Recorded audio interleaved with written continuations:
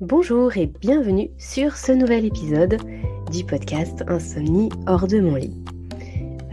À nouveau aujourd'hui, je vous présente un échange très intéressant pour voir votre sommeil, ou plus exactement pour voir votre relation au sommeil sous un angle peut-être un peu différent et qui pourra vous aider à mieux dormir, à aller mieux tout simplement. Alors aujourd'hui, je reçois Bastien. Il est docteur en psychologie, maître praticien PNL, il est chercheur, enseignant, formateur. Et il s'appuie sur la recherche scientifique pour partager tout ce qui peut aider son public, tout ce qui peut aider ses auditrices et auditeurs à mieux se réaliser. Il est en effet auteur du site du blog Se Réaliser, donc se-réaliser. C'est également donc le nom du podcast et de sa chaîne YouTube où il va aborder un certain nombre de sujets qui sont en lien parfois indirect avec le sommeil, mais malgré tout en lien. Et c'est cet aspect transversal qu'on a envie de vous partager aujourd'hui.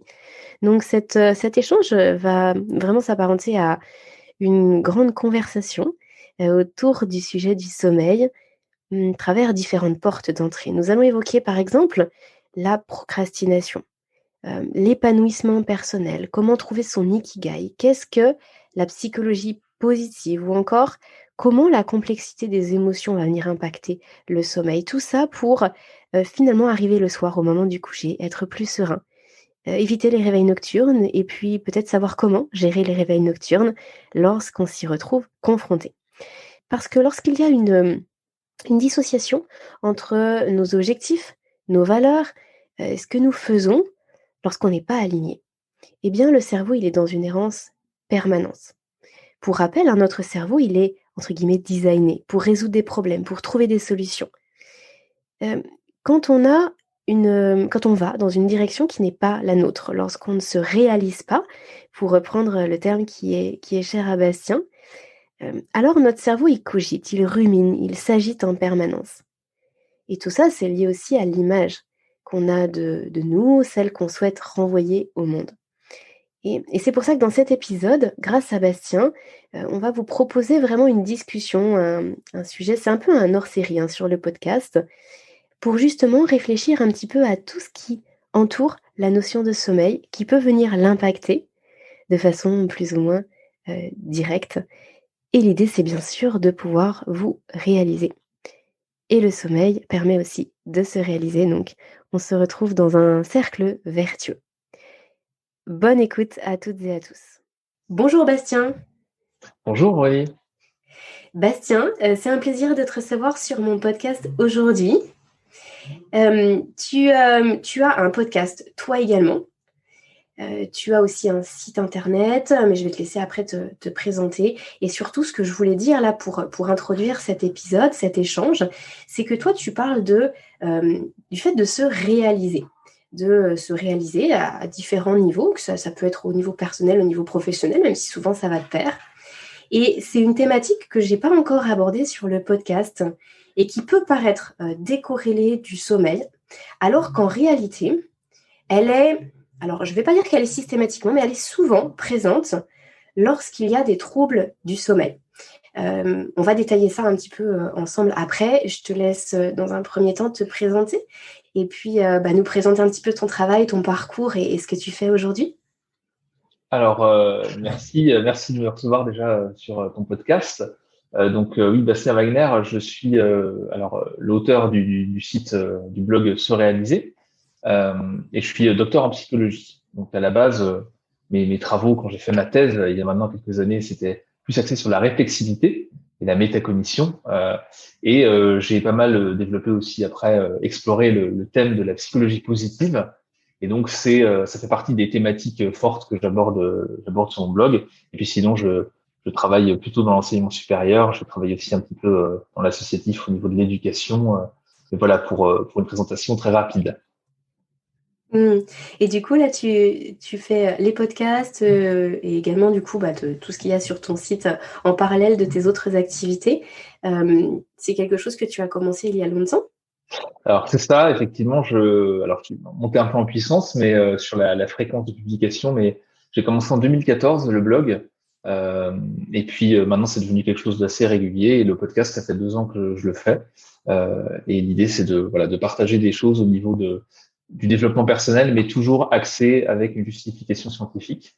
C'est ma formation de base et ma sensibilité. L'idée, c'est de vulgariser des choses, des outils, des théories, des concepts qui soient utiles aux gens pour justement dans une perspective de développement personnel, mais toujours avec cette assise scientifique pour que ce soit fiable et pas raconter n'importe quoi, parce que effectivement dans le domaine du développement personnel, et c'est la même chose dans le domaine du sommeil et tout ce qui est autour des conseils là-dessus, il y a un peu à boire et à manger. Donc il y a des choses qui sont validées, des choses qui sont sérieuses, il y a des choses qui sont en fait parfois en l'apparence d'eux ou on connaît comme des choses un peu sérieuses, on a l'impression que ça l'est, en fait pas forcément. Donc voilà, l'idée c'est que ça soit utile et en même temps assis sur des bases scientifiques pour pas raconter n'importe quoi, tout simplement. Hmm. Le titre Se réaliser, c'est quoi qui t'a inspiré ce titre-là? Comment ça t'est venu? Alors à la base, je cherchais des titres, j'avais des idées en anglais, mais assez difficilement traduisibles en français. Et dans l'idée de progresser, de s'améliorer, etc. Et donc je me suis dit que c'était une bonne manière simple et courte de résumer cette démarche comme ça de réalisation, en sachant que dans l'idée de la psychologie positive et dans l'idée de ma démarche, c'est pas quelque chose qu'on fait une bonne fois pour toutes, c'est un processus. Hein.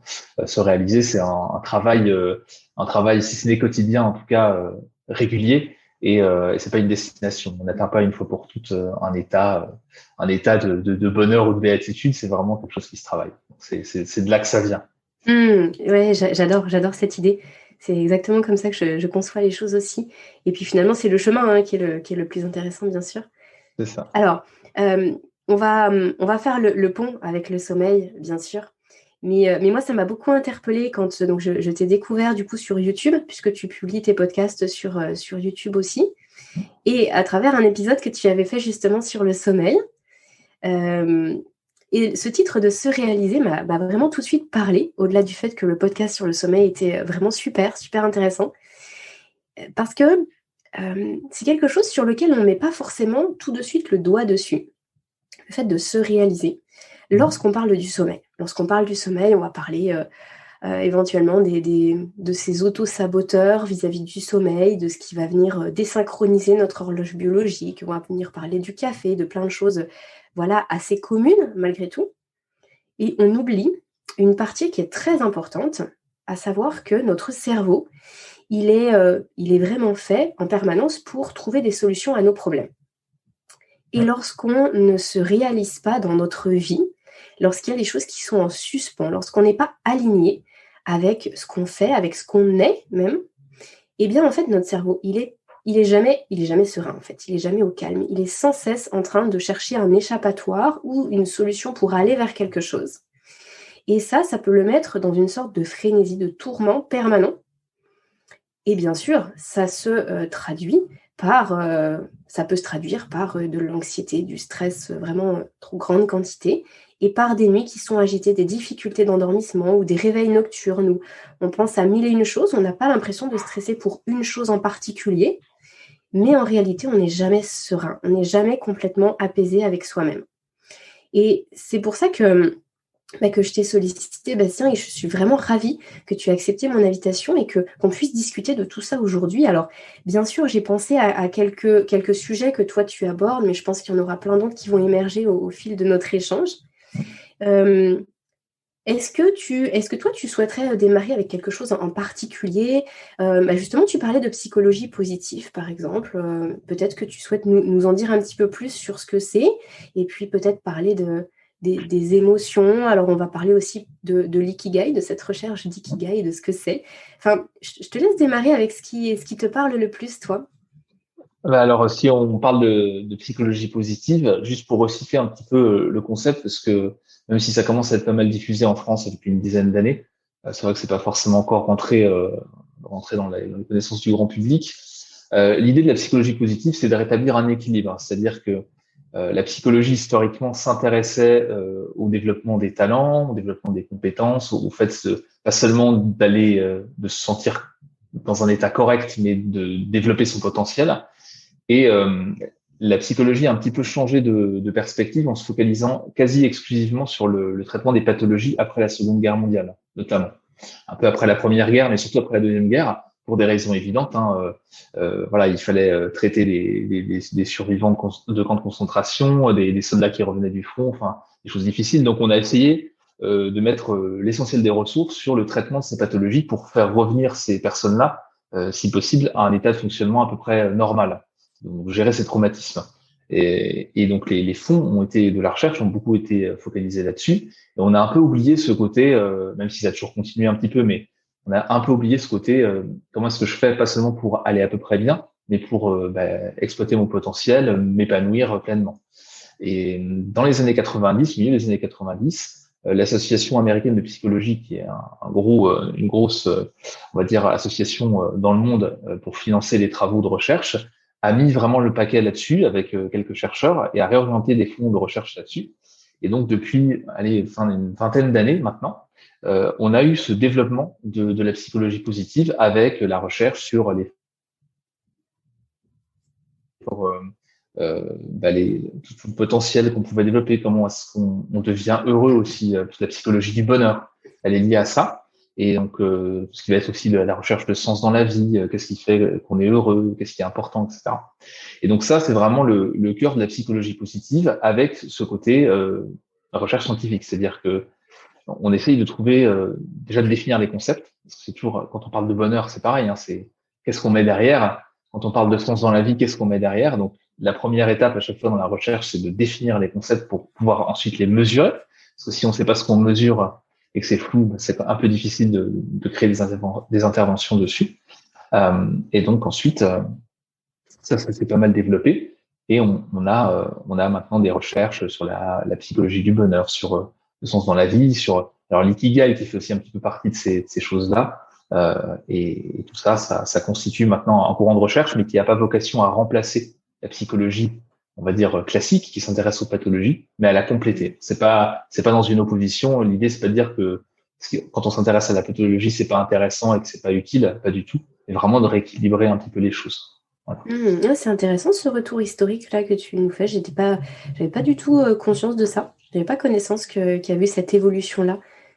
Mais effectivement, oui, ça paraît logique qu'après-guerre, il y ait eu beaucoup de sollicitations pour justement s'occuper des troubles. Ok. Et donc, c'est un courant là qui vient des États-Unis et qui s'installe en Europe, en France et qui prend de plus en plus d'ampleur, ou on en est qu'au tout début? Alors, c'est un courant effectivement qui vient des États-Unis. Hein, c'est voilà vraiment des chercheurs, donc Martin Seligman notamment, qui était le président de l'association américaine de psychologie, l'APA, qui a voulu impulser ça quand il a commencé sa présidence et qui donc a fléché des fonds en fait de recherche tout simplement pour ça, et ça a impulsé un petit peu comme ça les recherches et les travaux et les thèses sur le sujet. Et c'est arrivé en Europe au début des années 2000, milieu des années 2000, et en France, il y a toujours un petit décalage entre les recherches anglo-saxonnes et le fait que ça arrive en France, les courants. Mais depuis les années, on va dire autour des années 2010, ça a commencé à se développer aussi en France, et en Europe plus largement, ça se développe aussi. Donc maintenant, c'est un mouvement mondial, mais qui est d'abord porté par les États-Unis. Après, il y a aussi cette philosophie et cette manière d'envisager les choses, aussi cette sensibilité américaine qui a sans doute impulsé plus fortement ça au début, mais c'est tout à fait compatible avec aussi ce qu'on cherche à faire en Europe et les courants qu'on a aussi de recherche en Europe.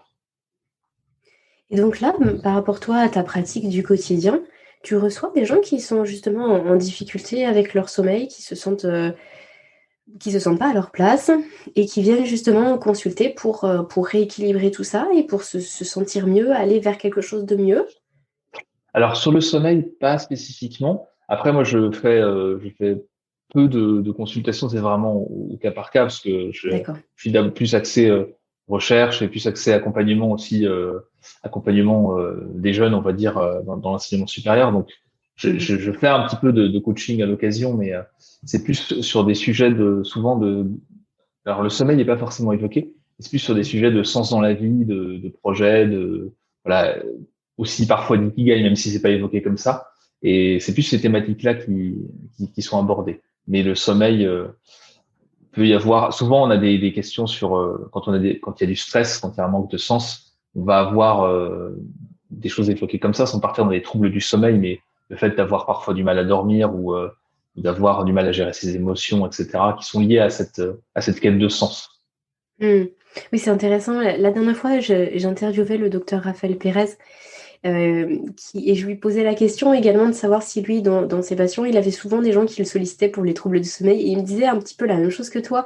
Il me disait, non, en fait, les gens ne me sollicitent pas pour ça. Mais par contre, quand on fait l'anamnèse et quand on creuse, ben, en fait, on se rend compte qu'il y a tout le temps des troubles du sommeil. Et c'est pour ça qu'aujourd'hui, je trouve ça vraiment, vraiment intéressant qu'on puisse faire ce pont, parce que finalement, le sommeil, c'est un sujet transversal dans à peu près tout. Et puis, on pense pas forcément à faire certains liens. Et voilà, et en toute humilité sur le podcast, c'est ce que j'essaye de faire, de faire certains liens entre des choses qui nous paraissent un petit peu décorrélées, histoire de se dire, OK, il y a peut-être une piste là à explorer. Alors, on a évoqué plusieurs fois le terme d'ikigai. Est-ce que tu peux nous dire ce que c'est et nous développer un petit peu ça et comment ça nous aide dans notre quotidien de se dire, OK, faut que je trouve mon ikigai. Alors l'ikigai à la base, c'est un concept japonais qui a un peu la notion de raison d'être, pour être très très large. Dans la définition d'origine, le concept japonais, donc qui date de plusieurs siècles, l'idée c'est vraiment qu'on peut avoir une ou plusieurs raisons d'être et que ça peut être dans des activités, dans des relations, ça peut être au niveau familial, c'est pas forcément lié au niveau professionnel. Ensuite, il y a une adaptation quand le concept a été importé en Occident. C'est pareil, hein, ça n'a pas été importé depuis très très longtemps, mais on va dire depuis quelques dizaines d'années. Il y a eu cette adaptation pour le recentrer plus sur le côté travail, donc le sens dans la vie, la raison d'être, avec cette notion de mon activité, ce que je fais dans la vie. Et donc dans cette déclinaison-là de l'ikigai, telle qu'elle est véhiculée en Occident, en fait l'idée c'est de croiser plusieurs zones, plusieurs domaines.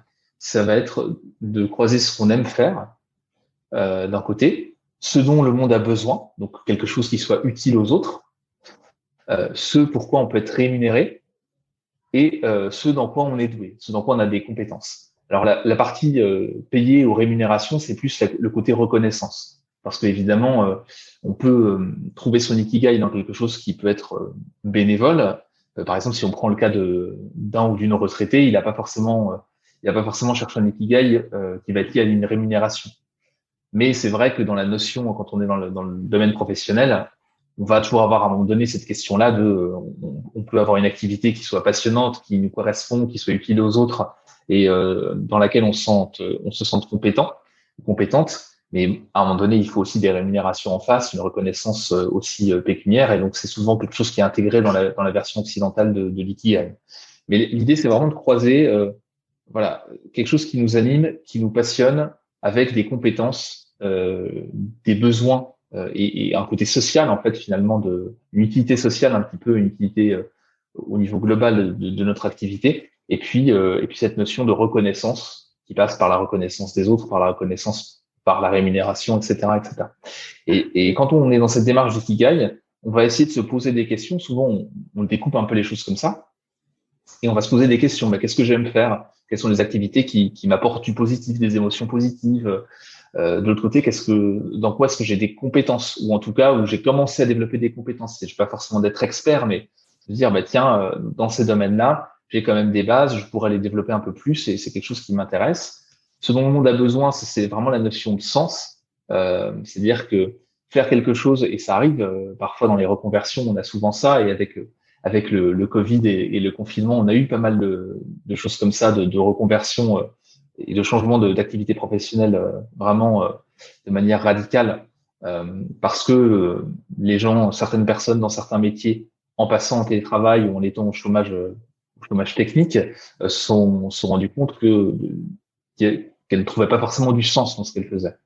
Et donc ça, c'est cette notion de ce dont le monde a besoin, cette notion de sens dans les actions qu'on fait dans les activités professionnelles, elle est importante aussi. Et donc, quand on croise tout ça, on se rapproche petit à petit de l'ikigai, mais souvent, il faut décomposer les choses, se poser pas mal de questions, essayer de lister les activités, puis essayer de faire après, souvent on représente ça par un diagramme de veine, donc plusieurs cercles qui s'entrecroisent, et on peut faire des croisements 2 par 2, 3 par 3, ou alors avoir le croisement des 4 cercles. À ce moment-là, on est sur quelque chose qui se rapproche d'une raison d'être, et donc ton ikigai. Donc quelqu'un qui te dirait, moi toute la journée je fais un boulot que je déteste, c'est un bureau dit alimentaire, mais par contre les week-ends je m'éclate, j'ai des loisirs super et j'ai un bon cercle d'amis, de proches. Pour toi c'est suffisant ou on n'est pas dans cette notion d'ikigai? Alors, on n'est pas dans une raison d'être. En tout cas, tout n'est pas aligné. Si on, d'une Mm. manière générale dans la vie, en fait, on peut avoir d'un côté des choses qu'on aime faire, de l'autre côté des choses qui nous rapportent de l'argent. Et dans l'ikigai, l'idée, c'est vraiment de réussir à aligner tout. Alors, c'est pas toujours faisable dans toutes les phases de la vie, à tous les moments. On est tous passés et on passe tous par des boulots où on s'épanouit pas forcément. Même quand on a trouvé son ikigai, dans chaque activité professionnelle, il y a toujours des choses qui sont pas ultra épanouissantes, mais qui sont nécessaires. Donc l'idée, quand on trouve son ikigai, c'est de réussir quand même à combiner un maximum de choses dans une activité. Euh, parce que parce que mine de rien, par exemple, si on fait un travail alimentaire, alors encore une fois, hein, c'est un processus et c'est pas toujours facile de trouver un travail qui coche toutes les cases. Mais quand on fait un travail alimentaire, on y passe quand même beaucoup de temps dans la semaine. Et si ça nous vide de notre énergie plus que ça nous apporte, bah, au bout d'un moment, ça va forcément poser problème. En tout cas, ça va, Mm. se- ça va, C'est ça va avoir un intéressant, impact. cette notion-là, effectivement, de vider de l'énergie. Parce qu'effectivement, quand on fait quelque chose qui ne nous plaît pas et avec laquelle on n'est pas aligné, on va avoir une dépense d'énergie qui est beaucoup plus importante pour le même temps passé que lorsqu'on fait quelque chose qui nous plaît et puis avec les gens qui nous plaisent aussi. Et ça peut avoir vraiment des répercussions importantes sur notre vitalité et sur la façon dont on va gérer notre stress, hein. Je rappelle que la production de cortisol, qui est en jeu dans le sommeil, hein, bien sûr, ça fait partie des mécanismes du sommeil. Eh bien, en fait, on va produire beaucoup plus de cortisol lorsqu'on est stressé et on est beaucoup plus stressé lorsqu'on a du mal à gérer cette relation avec notre environnement. Et forcément, quand l'environnement il nous est pas complètement favorable, ça ne veut pas dire hostile, mais que justement on s'y sent pas spécialement bien, on va dépenser beaucoup d'énergie, on va plus se stresser. Même si c'est pas forcément extrêmement stressant, il y a vraiment une nuance à faire là-dessus. Et du coup, on va se retrouver dans un état d'être, dans un état plutôt de mal-être, qui est pas du tout favorable à la détente, à la sérénité. Est-ce que tu penses qu'il y a un seul ikigai? Tu vois, là, on parle depuis tout à l'heure de trouver son ikigai. Il y a une seule chose qui correspond à chacun d'entre nous? Ou est-ce que finalement, il y a plusieurs ikigai? Et puis même, est-ce que ça peut évoluer au fur et à mesure de la vie? Effectivement, bonne question parce que j'ai oublié de le préciser. Effectivement, l'ikigai, la raison d'être, elle évolue au cours de la vie. C'est sûr que quand on a 20 ans, si tant est qu'on arrive à trouver sa raison d'être, à ce moment-là, elle va forcément être différente quand on en aura 50 ou 60 ans. Si je prends des raisons très simples, on va évoluer au niveau de ses compétences, on va avoir d'autres responsabilités probablement si on a des enfants, etc. Donc la raison d'être, les choses importantes pour soi, vont pas être les mêmes. Et puis parfois aussi, on a quelque chose qui nous anime pendant un certain temps, et puis au bout de 10 ans, par exemple, on en a un peu fait le tour, et puis ça nous anime plus autant qu'avant, et c'est normal que ça évolue. C'est pour ça que encore une fois, c'est ce qu'on disait en début de podcast.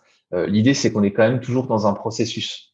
C'est-à-dire que c'est pas, je trouve mon ikigai, j'ai coché cette case-là une bonne fois pour toutes, et puis maintenant, c'est bon, tout va en ligne droite jusqu'au bout et j'ai plus de questions à me poser.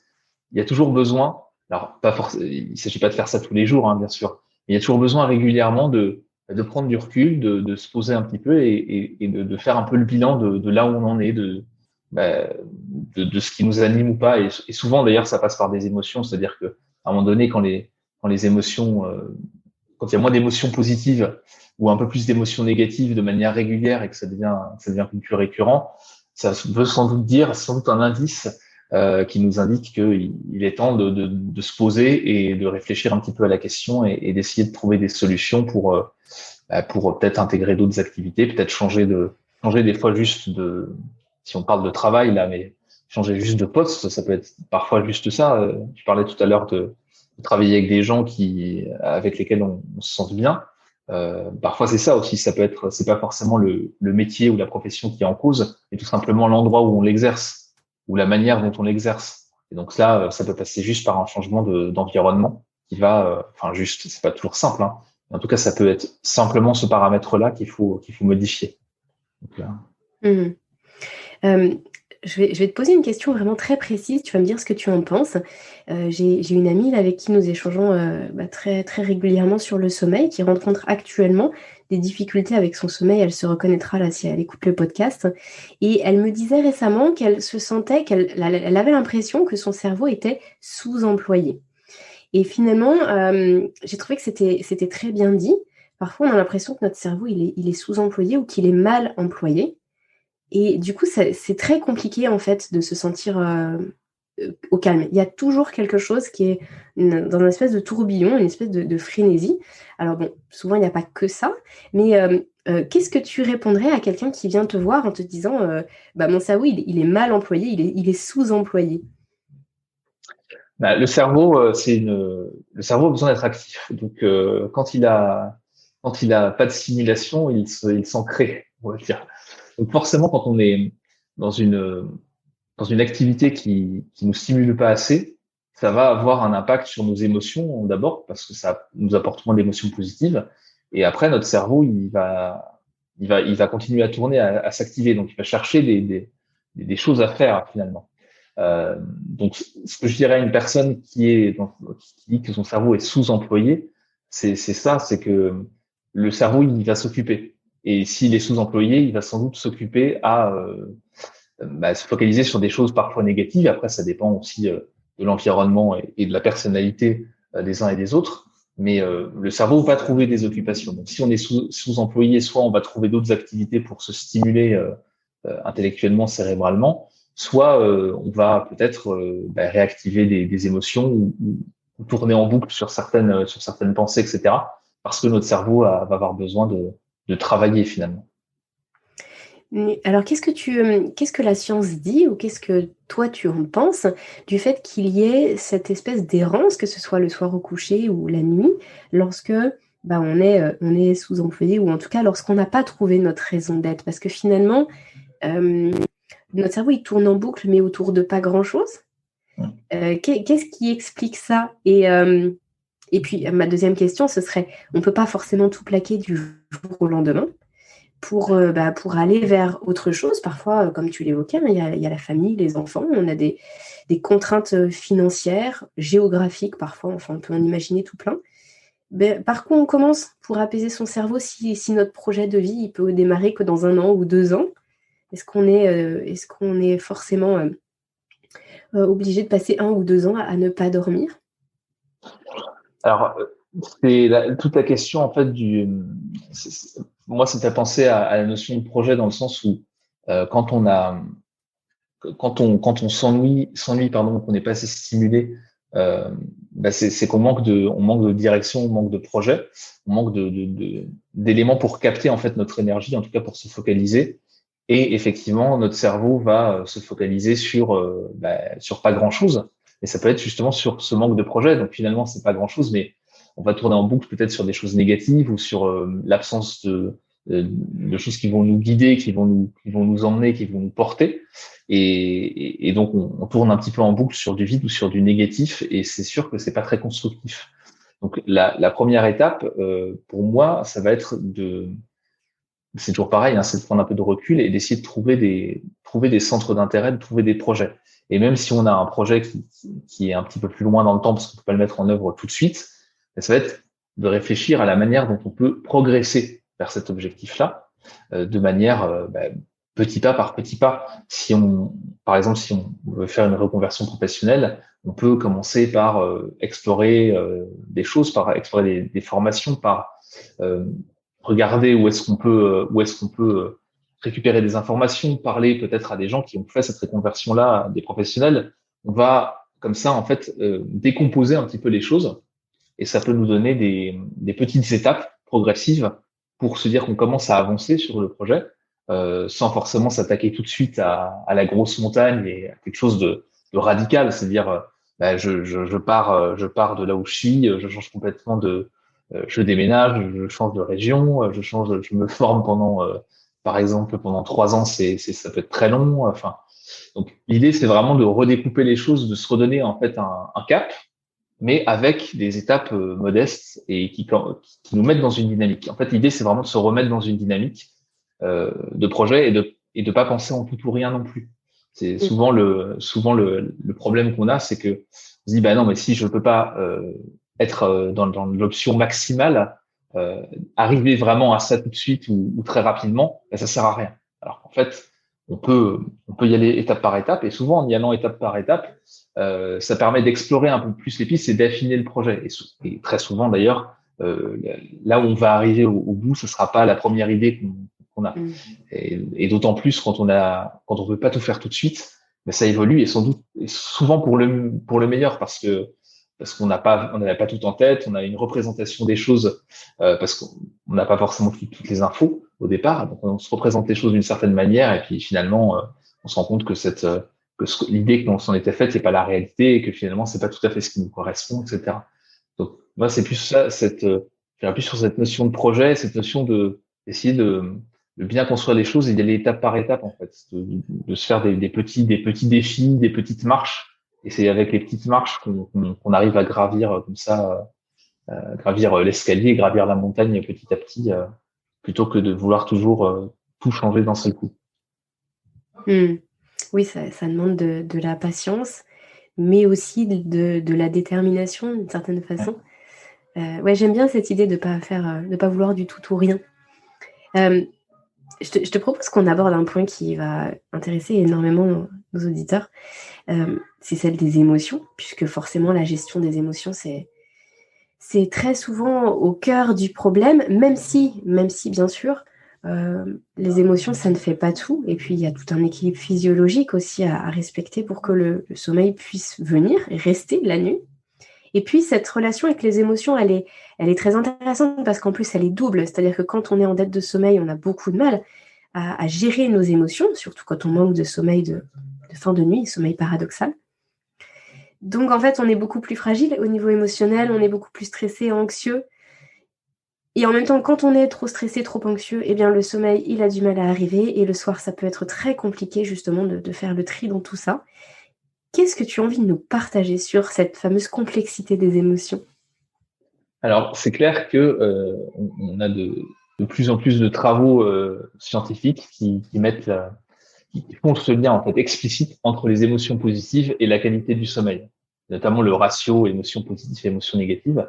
Donc, c'est clair que faire l'expérience d'émotions positives, ça va avoir un impact positif sur la qualité du sommeil et donc sur les cycles du sommeil, l'endormissement, etc. Donc, et bien sûr, c'est pas systématique et c'est pas une belle journée qui va complètement régler des problèmes de sommeil. Hein. C'est quelque chose aussi qui est, comme tu le disais, hein, c'est un cycle et ça s'alimente et donc c'est pas quelque chose de linéaire et de simple. Mais moi, ce que j'aimerais dire là-dessus sur les émotions positives, c'est que c'est aussi un travail, ce qu'on fait en psychologie positive par rapport à la notion de bonheur, c'est forcément très lié aux émotions positives, mais pas que. Et les émotions positives, finalement, c'est des choses qui sont pas si compliquées que ça à générer, mais qui nécessitent parfois de changer un peu de perspective et de faire un petit effort ou de se rendre compte du positif qui est autour de nous. Alors, il y a des situations qui sont très compliquées. Bien sûr, quand on est en difficulté financière, qu'on est en train de gérer une rupture, par exemple, enfin, voilà, il y a plein de situations où voir le positif est très compliqué. Mais on va dire, pour l'immense majorité des gens, souvent le positif, on le voit plus en fait. On est très entraîné à voir le négatif, à être critique, à repérer ce qui va pas. Et dans certaines professions, dans certains domaines ou avec certaines éducations, on développe vraiment une compétence à repérer le négatif et on ne travaille pas assez cette compétence à repérer le positif. Et donc ça peut passer par des petits exercices tout simples. Et ces exercices simples, après, ils peuvent justement avoir cet impact sur le sommeil, en tout cas au mieux favoriser une qualité du sommeil plus importante, ou alors à la limite, en tout cas, ne pas entraver ou ne pas aggraver le cas. Donc voilà, c'est déjà une chose qu'on peut faire. Alors il y a des petits exercices comme le fait de psychologie positive qui sont assez connus, hein, le fait de relever 3 choses positives par jour dans son quotidien pendant, par exemple, 2 semaines. Ça va avoir un impact positif sur le bonheur, la satisfaction dans la vie, les émotions positives. Donc typiquement, ça peut être des choses très simples. Un collègue qui vous a dit bonjour, le fait qu'il fasse beau aujourd'hui, ça peut être vraiment des choses très très basiques, ou alors une grosse réussite dans sa vie professionnelle, un événement qui s'est passé dans sa vie personnelle qui est très très positif. L'idée, c'est vraiment de relever ces émotions positives, en tout cas ces choses positives, et le simple fait de les relever, ça va générer des émotions positives. Et quand on fait ça pendant 2 ou 3 semaines, ça va avoir un impact mesurable sur l'épanouissement, la satisfaction dans la vie, donc le bonheur, et donc potentiellement aussi avoir un impact sur la qualité du sommeil. Quand tu dis relever, est-ce que c'est relever au sens de le noter ou simplement de se le dire? C'est souvent la question qu'on me pose parce qu'effectivement, ce que tu dis là, alors si je me trompe pas, ce sont les petits carnets de gratitude qu'on peut remplir, même si ça porte pas forcément ce nom-là. Et parfois on me dit, mais Aurélie, est-ce que je l'ai pas noté, mais j'y ai pensé hier soir? Est-ce que selon toi, ça a le même impact entre le fait de se le dire ou le fait de se le noter? Alors ça a toujours plus d'impact quand on le note. Ça a un impact, le fait de le relever comme ça, c'est déjà bien, hein, mais c'est toujours plus d'impact quand on le note parce que quand on le note, on retraite l'information une deuxième fois. Au moment où on relève l'information, on vit l'événement, on se dit ah ben tiens c'était positif. Quand on a pris l'habitude, en fait, on a ce réflexe-là. Et au moment où on va le noter, alors parfois il y a des choses qu'on note le soir qu'on n'avait pas forcément repéré, et le fait de le noter, on se dit ah ben oui c'est vrai que c'était positif en cherchant en fait, dans ce travail de recherche dans sa journée, dire alors qu'est-ce qui s'est passé de positif aujourd'hui. Parfois donc on va repérer des choses en plus, et celles qu'on avait déjà repérées sur le moment, en fait en l'écrivant, on va retravailler dessus, on va le réactiver, et donc ça va réactiver encore une fois le positif. Et ça, c'est quelque chose qui, à chaque fois qu'on utilise l'écrit de toute façon dans ces exercices-là, ça a toujours un impact plus important. Et encore plus quand c'est du manuscrit. Je conseille plutôt de faire ça de manière manuscrite, parce que l'écriture manuscrite, c'est pareil, hein, c'est le temps de traitement. Le fait, alors on suppose que c'est le fait qu'on ait plusieurs modalités sensorielles d'activer quand on écrit. On utilise, on a une activation musculaire, on utilise la coordination entre l'œil et la main, etc. Donc tout ça, ça fait qu'on a une meilleure mémorisation des choses en général. Et donc pareil, quand on relève le positif, ça a un effet en plus. Donc c'est mieux. Et en plus, dernier bonus, quand on fait ça par écrit, et bien on peut reconsulter ses notes après. C'est-à-dire qu'on peut se replonger dans les choses positives qu'on a relevées. Quand on a un petit coup de mou 2, 3 semaines plus tard, se dire en fait c'est pas, ma vie n'est pas pourrie, ça fait pas 3 mois que c'est négatif. Je reprends mon carnet et je me rends compte que dans mes 2 dernières semaines, il y avait quand même des choses positives et je les avais peut-être oubliées. Et donc ça, c'est aussi intéressant. Et tu penses que c'est aussi intéressant de faire ça pour les émotions au sens large? Par exemple, on arrive le soir avec des émotions, on rentre du travail, ou même par rapport à sa famille, le soir au dîner, enfin plein d'émotions qui nous envahissent. C'est intéressant selon toi de les noter, ou justement par rapport à ce que tu viens de dire, si on veut pas trop que ça s'ancre, de ne pas les noter, mais de simplement les relever et les accueillir. Donc, je pense à des émotions de frustration, de colère ou de tristesse. J'imagine que si on les note, ça veut dire qu'on les ancre encore plus. Alors ça dépend. En fait, ça facilite la mémorisation, le fait d'écrire de manière générale. Mais après, ce qui est important, c'est le traitement de l'émotion. C'est-à-dire que si on est capable de lâcher prise sur ces émotions négatives de manière assez naturelle, de faire, enfin en tout cas qu'on a appris à le faire, c'est-à-dire je rentre chez moi, les émotions négatives du boulot, je les laisse derrière moi, je lâche prise. Bon, bah très bien. Mais si on a du mal à le faire, c'est bien de les souvent le cas. Voilà, ce qui est vraiment souvent le cas. Voilà, c'est plus la règle, c'est plutôt ça que le fait de réussir à lâcher prise. Complètement. Et donc là, c'est intéressant de les traiter en fait, parce que là, c'est pareil, c'est un effet qu'on a en ce qu'on appelle l'effet Zeigarnik en psychologie, c'est-à-dire le fait de commencer quelque chose, de commencer une tâche, de pas la finir. Et quand on met ça sur les émotions, c'est la même chose, c'est-à-dire qu'on a des émotions, on les a pas traitées. Donc forcément, le cerveau, à un moment donné, il va nous rappeler qu'on n'a pas traité ces émotions-là, que le problème n'est pas réglé. Et donc, ça va revenir. Parce que le cerveau. C'est super passionnant. Mais alors, comment on les traite, ces émotions? Donc, pour les traiter, soit on peut, si on peut le faire, on peut essayer de dialoguer. En fait, l'idée, c'est d'avoir ce traitement, de repasser une couche sur ces émotions pour les mettre à distance, d'une part, se les approprier dans le sens où on les appréhende correctement. On les appréhende pleinement. C'est-à-dire, je sais pourquoi ça s'est passé comme ça, je comprends ma réaction émotionnelle, je comprends aussi ce que je peux faire ou pas faire pour régler le problème. Et donc, c'est vraiment cette idée de mise à distance. Donc, soit ça peut passer par du dialogue, quand on a souvent d'ailleurs c'est ce qu'on fait quand on a des vrais problèmes, on va dire un peu lourds à traiter. On va échanger soit avec la personne qui partage notre vie, soit avec des amis proches.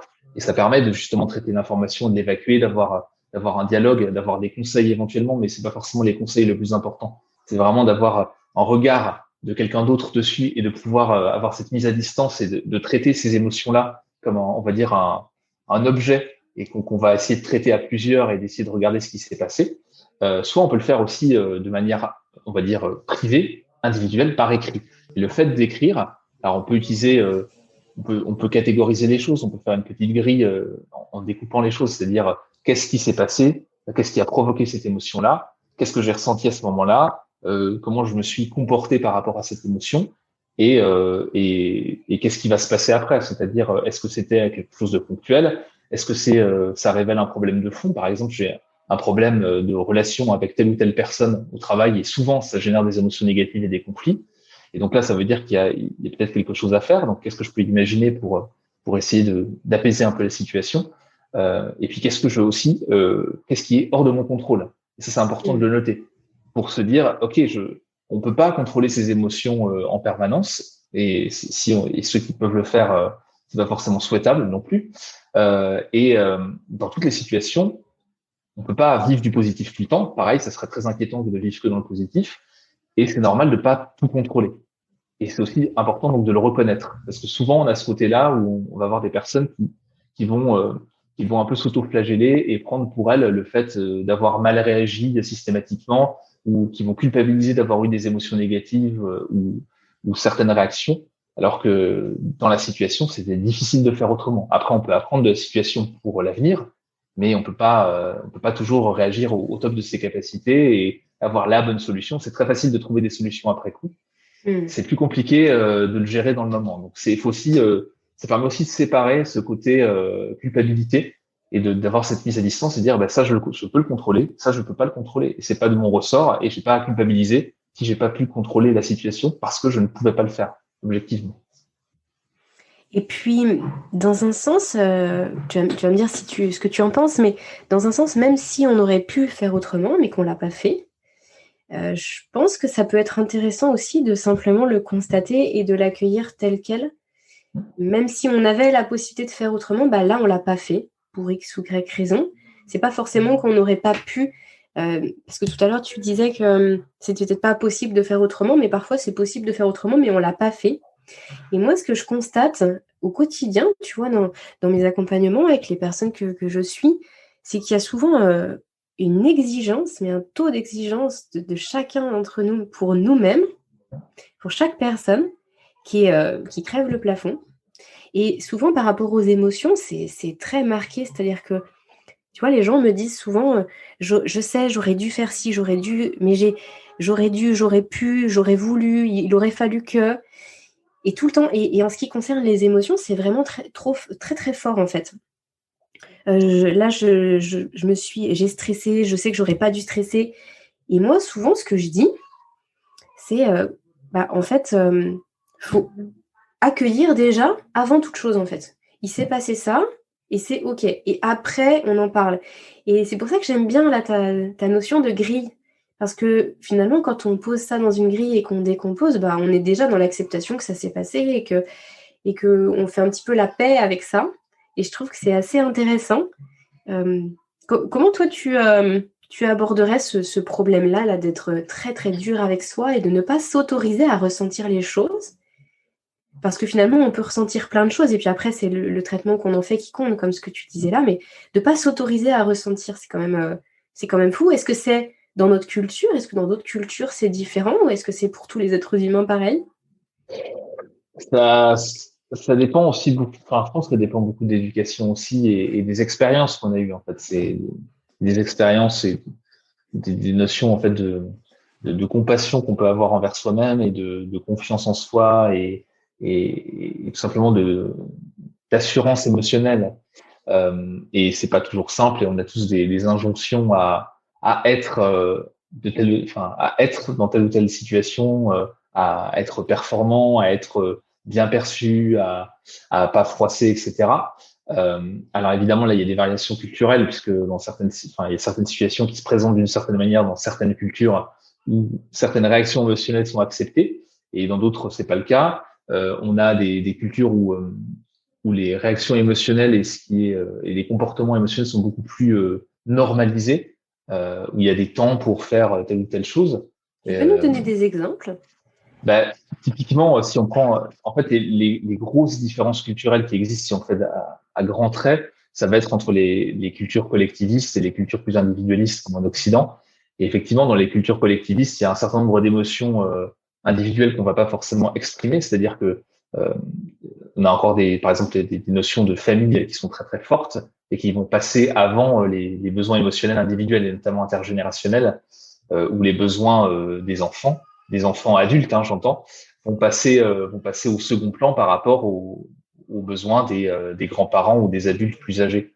Donc on va avoir en fait, dans cette expression des émotions, on a des choses qui sont beaucoup plus cadrées dans le sens où certaines choses sont autorisées ou pas autorisées, mais de manière très acceptée dans la société et très largement répandue.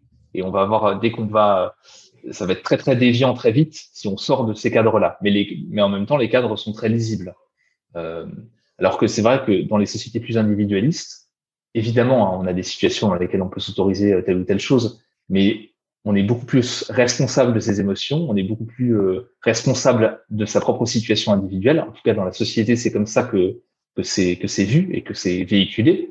Évidemment, il y a des différences. Si je prends le cas des États-Unis par rapport à la France, l'individualisme et la responsabilité individuelle est poussée à un niveau différent aux États-Unis par rapport à la France, hein, bien sûr, mais on a quand même cette responsabilité individuelle. Et donc, on doit beaucoup plus s'auto-gérer.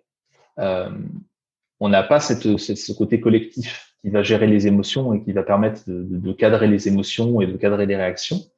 Et donc, ça complexifie un peu les choses. C'est-à-dire que ça nous donne plus de liberté.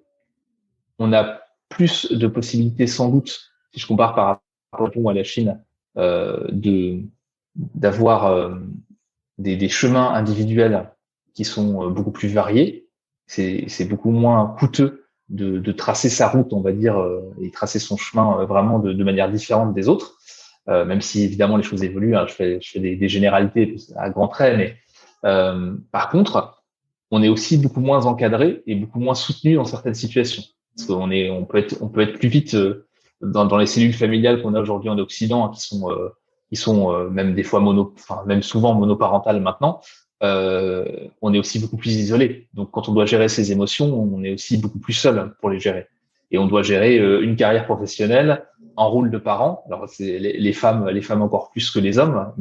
Pareil, si je faisais des généralités, les familles monoparentales, c'est essentiellement des femmes. Et donc, effectivement, quand on doit gérer son rôle de mère et sa carrière professionnelle ou en tout cas sa vie professionnelle, son rôle, et puis une vie éventuellement affective. On essaye aussi d'avoir une vie de couple ou en tout cas de la retrouver, d'avoir une vie amicale, une vie personnelle. Tout ça, ça fait beaucoup de choses à gérer. Et quand on n'a pas ces cadres-là pour canaliser les émotions, pour les encadrer, c'est plus exigeant. Mais ça donne des libertés, mais avec ces libertés-là et c'est facile, enfin, ces horizons qui sont très ouverts, c'est aussi un peu parfois un saut dans le vide. Donc c'est plus compliqué à gérer ce cadre émotionnel. Hmm. Euh, Bastien, est-ce que on pourrait parler un petit peu des habitudes ensemble là Ouais. sur la fin de ce podcast? Parce que souvent quand il s'agit du sommeil, on a besoin de remettre un cadre parfois qui n'était pas là pour justement favoriser un meilleur sommeil, pour favoriser l'endormissement. On a besoin souvent d'avoir un rituel du soir, de faire certaines choses en journée ou de ne plus faire certaines choses en journée. Donc ça peut être acquérir de nouvelles habitudes ou perdre des habitudes. Et je sais que tu en parles de ton côté. À la fois ce pouvoir des habitudes et puis finalement comment on fait pour mettre en place de nouvelles habitudes dans notre quotidien. Parfois on a l'impression que c'est impossible, que c'est infaisable et puis on démarre 1000 choses et on ne suit rien. On n'arrive pas à en faire des habitudes justement. Comment on va réussir? Par exemple, là le rituel du soir, c'est quelque chose qui à mon sens est très très important pour justement ouvrir la porte du sommeil. Et pour autant, c'est quelque chose qui est difficile à changer quand, par exemple, on avait l'habitude de passer toute sa soirée, admettons, devant la télévision, devant les réseaux sociaux. C'est pas favorable à notre sommeil, on en prend conscience, on veut changer, mettre d'autres choses en place, et puis finalement, on le fait une fois, en fait, on va papillonner entre plein de trucs. Même si on sait que c'est important pour nous, c'est souvent c'est contradictoire, mais c'est souvent comme ça que ça se passe.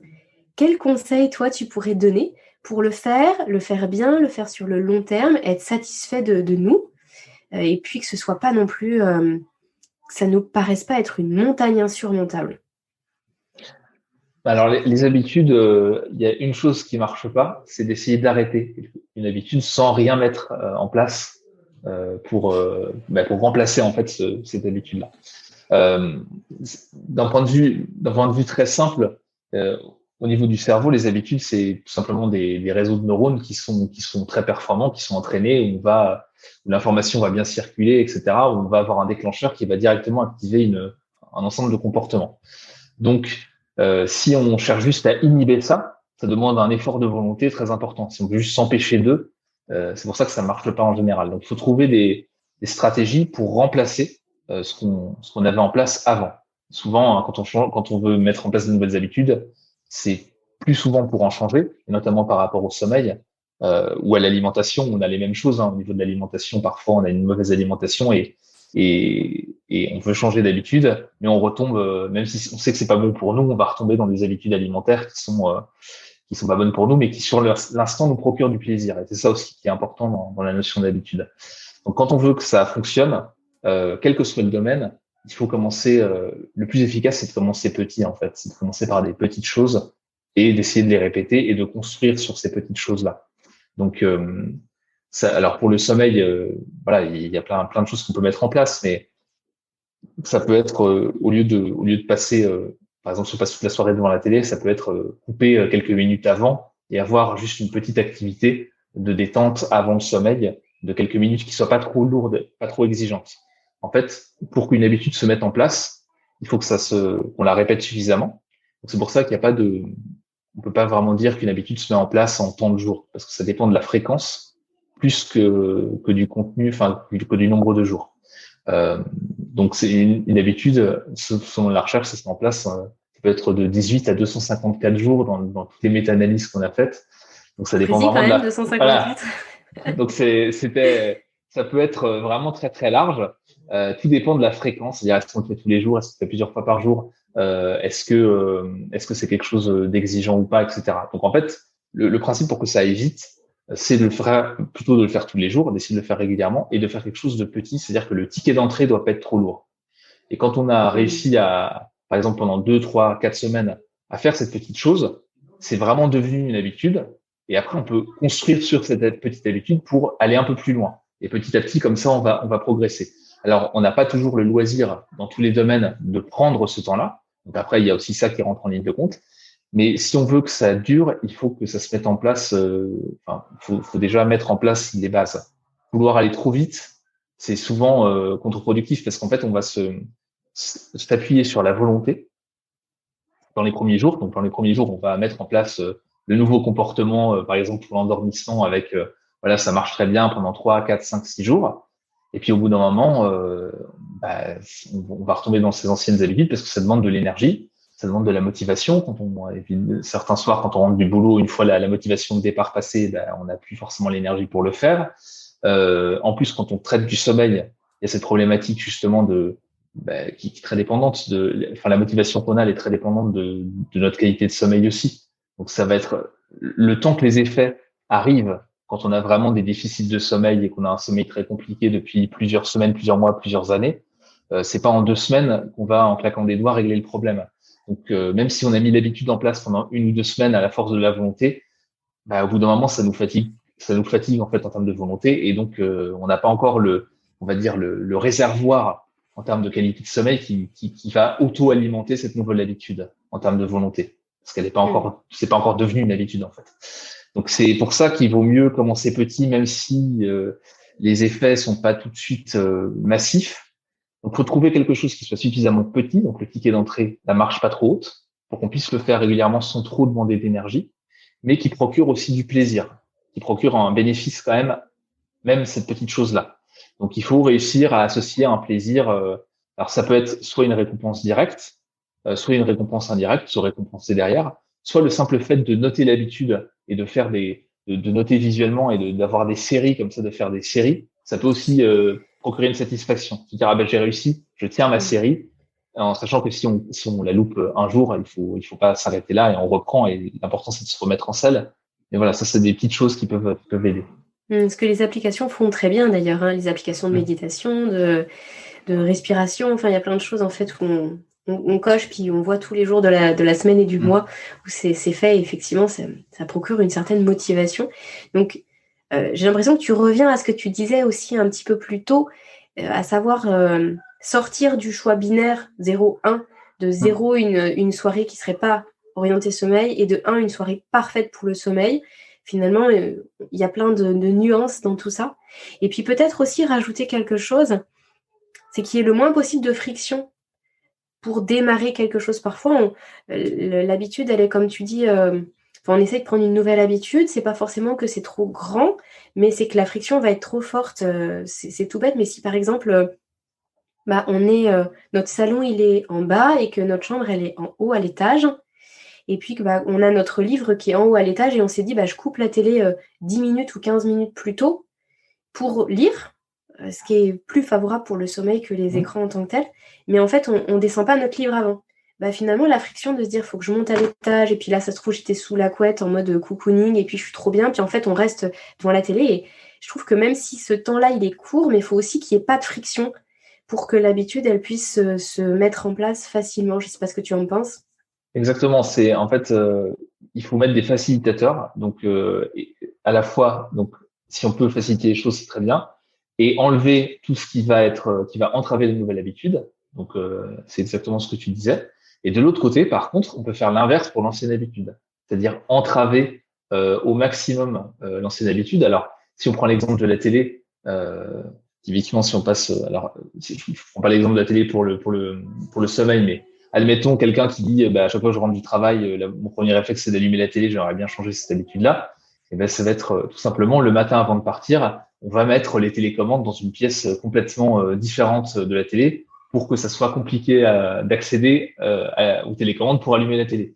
Même chose sur l'alimentation, les gâteaux ou autres, ou le truc qu'on va manger, qu'on va grignoter facilement. Et ben on va essayer de être dans un endroit de la maison qui est pénible d'accès. On va devoir aller dans une autre pièce, descendre à la cave, ouvrir un placard, etc. Ou alors aller chercher une clé d'un placard qu'on a mis ailleurs. Et donc toute cette friction-là fait qu'on a le temps aussi de se dire, est-ce que c'est vraiment ça que je veux faire? Mm. Est-ce que je veux vraiment mettre en place mon ancienne habitude? On a le temps de réfléchir entre le moment où on a la pulsion, en fait, de l'automatisme, et le moment où on va réaliser l'ancienne habitude. Donc si on fait ça d'un côté et qu'on arrive à faciliter la nouvelle habitude au maximum de l'autre, après c'est en fonction de ce qu'on veut mettre en place. Là, il faut faire un peu de brainstorming et imaginer des solutions. Ça va favoriser les choses. Faut vraiment faire les deux en même temps, c'est-à-dire compliquer les choses pour l'ancienne habitude et faciliter les choses pour la nouvelle. Et malgré tout, on peut aussi souligner qu'on a de la chance de vivre dans une époque où on a des facilitateurs pour faciliter tout ça. Et je pense justement aux applications et à tout ce qui est connecté. Alors, il y a plein d'inconvénients de tout ça, c'est clair. Et puis, j'en parle assez souvent sur le podcast de notre situation hyper connectée, c'est clair. Mais il est vrai que ça peut aussi avoir certains avantages, comme par exemple le fait de mettre des plugins ou il y a des applications qui le font très bien. C'est-à-dire que ça coupe, peu importe ce qu'on est en train de faire, à telle heure, on programme et à telle heure, en fait, ça se coupe. On ne peut plus accéder à nos applications, par exemple, de réseaux sociaux ou autres. Et puis, à l'inverse, on a les applications qui vont nous permettre de nous rappeler des choses avec des petits reminders ou des petits gongs. Là, j'ai découvert une application là, récente que je mettrai dans la description du podcast qui permet de paramétrer en fait un gong tous les X temps dans la journée. Donc un peu les gongs tibétains à ce qui se fait dans certains monastères de retraite, de méditation ou de choses comme ça. Où en gros, par exemple, toutes les heures, il y a le gong et en fait, quand le gong il sonne, on s'arrête, peu importe ce qu'on est en train de faire. Donc les gens vraiment se fichent, s'arrêtent et font par exemple 1 minute ou 2 minutes de respiration ou de méditation. Puis après, on repart sur ce qu'on est en train de faire. Et je trouve qu'on a de la chance d'avoir des outils qui nous aident comme ça à mettre en place des habitudes, parce qu'après ça, on imagine très bien que si on le fait pendant un mois et demi, en fait, très rapidement, on va en ressentir le besoin. Et c'est ça qui est chouette dans les habitudes, c'est que finalement, une habitude, elle est vraiment là lorsque on ressent plus de difficultés à pas la faire qu'à la faire. Et puis après, ce que tu disais, le point de bascule, finalement, il est individuel. On ne peut pas vraiment savoir quand. Mais malgré tout, on sait que ça arrive. Et c'est ça qui est chouette. Oui, exactement. Mais c'est vrai qu'il faut profiter des outils qu'on a à disposition. Aujourd'hui, à la fois, on a des connaissances et on a des outils, on va dire, intellectuels pour savoir comment mettre en place les choses. Et en plus, on a des applications qui peuvent nous aider. Et ça, c'est hyper utile d'aller piocher là-dedans en fonction des sensibilités des uns et des autres et de s'appuyer là-dessus. Il y a juste toujours le souci, enfin toujours, il peut y avoir le souci de se détacher de ça. Ce qu'on sait aussi, c'est que si on s'appuie trop sur les notifications en permanence pour tout, donc pour les habitudes, etc., il y a un moment donné, il va falloir faire la transition. Parfois, ça se fait naturellement dans le sens positif. Parfois, ça se fait, les gens les désactivent en fait, et puis ils passent à autre, enfin, on les ignore pendant un moment et passent à autre chose. Donc, faut toujours trouver l'équilibre, mais très souvent, en tout cas, ça permet de démarrer et de se mettre sur des bons rails. Donc, c'est aussi quelque chose que je conseille et qui est plutôt positif dans les grandes lignes. Il faut juste à un moment donné apprendre à s'en détacher. Ouais, c'est vrai, tout à fait. Bastien, est-ce qu'il y avait quelque chose que tu souhaitais rajouter? Là, on arrive à une bonne heure d'échange. Je te propose qu'on se dirige vers la fin de cet épisode. Est-ce qu'il y avait quelque chose que tu souhaitais partager là à nos auditeurs en lien avec le sommeil, en lien avec ce que tu fais, avec la notion de se réaliser pour se sentir pleinement aligné? Une autre chose que je pense on a abordé un petit peu, mais si je vais résumer les choses, on voit aussi aujourd'hui des études qui arrivent depuis quelques années sur le fait que les gens qui trouvent du sens à leur vie ont en général une meilleure qualité de sommeil. Et on arrive maintenant à avoir ce lien de cause à effet, parce qu'il y a une corrélation entre les deux, mais on arrive à voir que il y a aussi un impact du sens qu'on a dans la vie sur la qualité du sommeil. Et pour moi, ça rejoint un peu ce qu'on a dit au début, c'est-à-dire que dans le bonheur, dans l'épanouissement, on a deux aspects. On a le bonheur hédonique. Donc l'hédonisme, ça, tout le monde connaît, hein, c'est la notion de plaisir, d'émotions positives, etc. Et puis il y a le bonheur eudémonique, donc la notion de sens dans la vie, trouver du sens à ce qu'on fait, trouver du sens à notre vie. Et c'est vraiment ces deux piliers-là qui sont importants. Et en travaillant sur les deux à la fois, on peut essayer d'améliorer les curseurs un peu à tous les niveaux. Et c'est aussi important le sens pour la qualité du sommeil. Évidemment, il faut des émotions positives, donc il s'agit pas de l'ignorer, mais c'est pas inutile d'avoir cette quête de sens quand on cherche à améliorer la qualité de son sommeil. Est-ce que c'était aussi en ce sens que toi tu avais parlé du sommeil sur ton podcast? Alors effectivement, sur le podcast, sur le site et puis dans les écrits que j'ai pu faire, l'idée c'est d'avoir une approche un peu holistique, c'est-à-dire que je parlais aussi un peu d'alimentation, d'environnement aussi, d'environnement de travail ou d'environnement physique, j'entends à la maison, etc. L'idée c'est vraiment d'aller chercher un peu tous les paramètres qui permettent d'améliorer les conditions de vie et de s'épanouir. Et ça passe par des outils psychologiques. On a parlé des habitudes. On peut parler de notion d'objectif, de projet, tout ce qui va être autour de la gestion des émotions, de la gestion des relations. Et ça passe aussi par le travail sur l'environnement, le travail sur le sommeil, le travail sur l'alimentation, qui sont souvent des choses qui sont un peu mises de côté. C'est-à-dire qu'on va pas forcément travailler sur ces aspects-là, sauf quand c'est vraiment problématique. En tout cas, quand ça devient tellement envahissant qu'on se dit qu'il faut faire quelque chose. Mais ça a un impact sur notre épanouissement et sur notre équilibre. Donc c'est bien de travailler aussi sur ces aspects-là et de pas se limiter à la mise en place peut-être de projets. Souvent on peut avoir ce côté-là au niveau professionnel où on va être très axé sur le côté un peu intellectuel et les projets et pas forcément sur l'environnement dans lequel on est, sur notre qualité de sommeil, sur notre qualité d'alimentation, sur nos relations. Et c'est bien d'avoir cette vision un peu holistique. En tout cas, moi, c'est ce que j'aime faire parce que en fonction des sensibilités aussi des uns et des autres, on va d'abord commencer par un travail sur tel ou tel domaine ou préférer commencer à agir sur tel ou tel curseur pour améliorer sa qualité de vie, tout simplement. Merci Bastien, on va garder ça pour le mot de la fin. Super, c'était Merci un à toi. plaisir d'échanger avec toi aujourd'hui. Je te remercie pour le temps que tu nous as accordé sur le podcast. Et puis, je te souhaite une bonne continuation sur ton podcast à toi et puis, bien Merci. sûr, sur l'ensemble de tes activités. À une prochaine fois. Au revoir. Au revoir.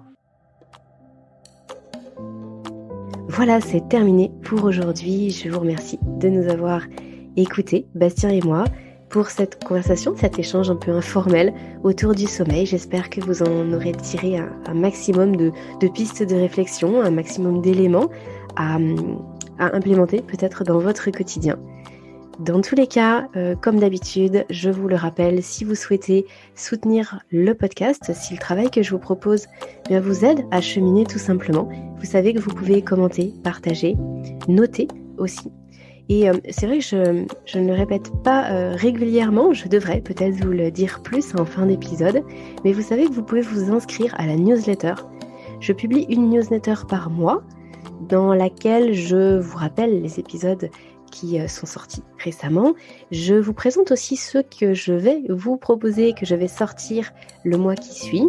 Et puis, j'aborde à chaque fois un sujet, vraiment une thématique du mois, où là, je vais vraiment développer ce sujet-là en lien avec le sommeil, justement pour vous aider systématiquement, bien sûr, à mieux dormir. Donc, si vous êtes intéressé par ces newsletters, vous pouvez bien sûr vous inscrire et je vous mets le lien dans la description du podcast. Eh bien, je vous dis à très vite pour un prochain épisode ou dans la prochaine newsletter. À bientôt et surtout, prenez bien soin de vous.